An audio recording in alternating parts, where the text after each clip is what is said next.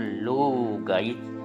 आज की कहानी शुरू कर रहा हूँ। कहानी का आनंद लीजिए। कहानी इस प्रकार से, एक बार एक गीदड़ भूखा प्यासा जंगल में भटक रहा था। भोजन की तलाश करते करते वह आगे बढ़ रहा था। तभी एक झाड़ी के पास से उसे कुछ आवाज आती सुनाई पड़ी।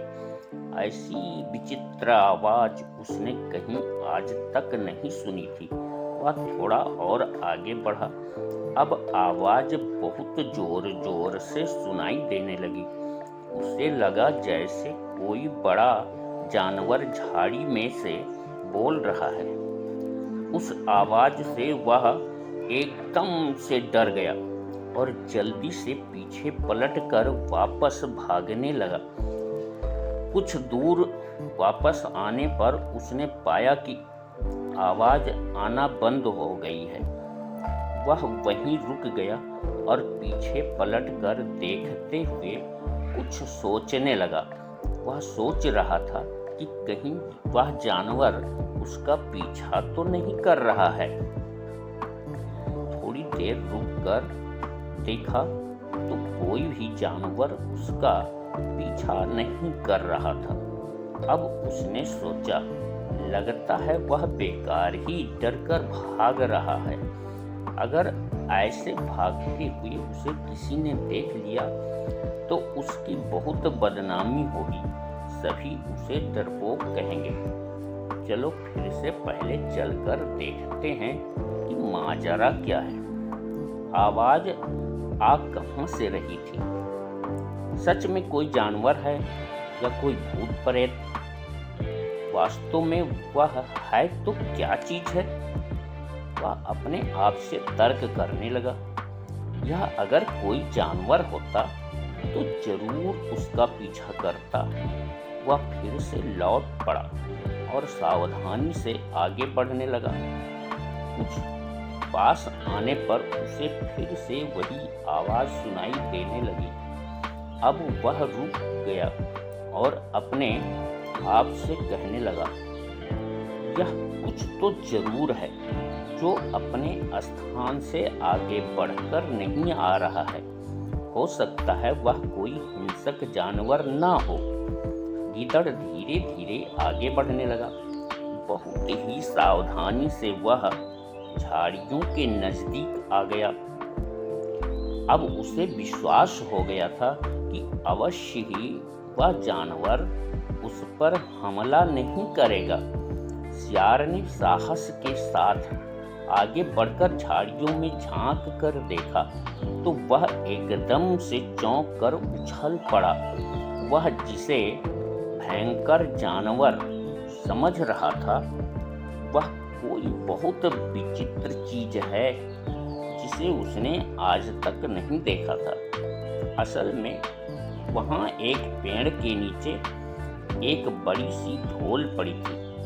उसके आसपास बेलों की लताएं फैली थीं जो हवा के झोंकों से जोर जोर से हिलती और बार बार ढोलक से टकराती थीं।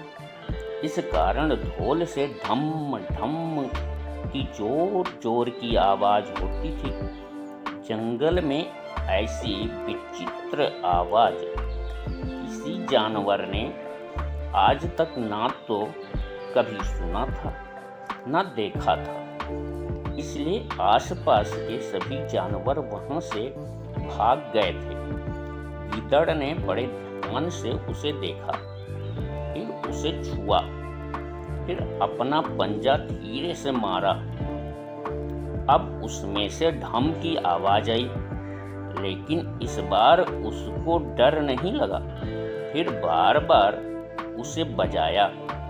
उस ढोल को बजाने में उसे बहुत मजा आ रहा था। उसके मन में एक शरारत सूझी। वह किसी प्रकार ढोल को अपने घर ले आया।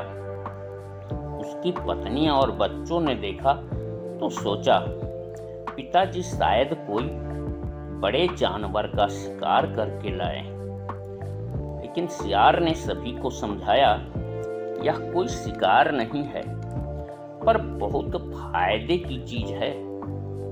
अब वह ढोल बजाने लगा तो आस पास के जानवर भागने लगे, लेकिन उसने अपनी पत्नी और बच्चों से सभी को रोकने के लिए कहा और समझाया।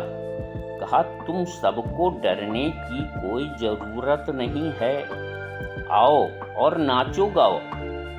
मनुष्य शादी ब्याह में इसे बजा बजा कर खूब नाचते हैं। उसके बच्चे और शियारी नाचने लगे। उधर जो जानवर भाग रहे थे उन सब ने जब शियार और उसके परिवार को नाचते देखा लौट आए और शियार के नजदीक आ गए। फिर सब नाचने लगे। अब शियार की तो बल्ले बल्ले हो गई। अब तो शियार की तारीफ भी होने लगी।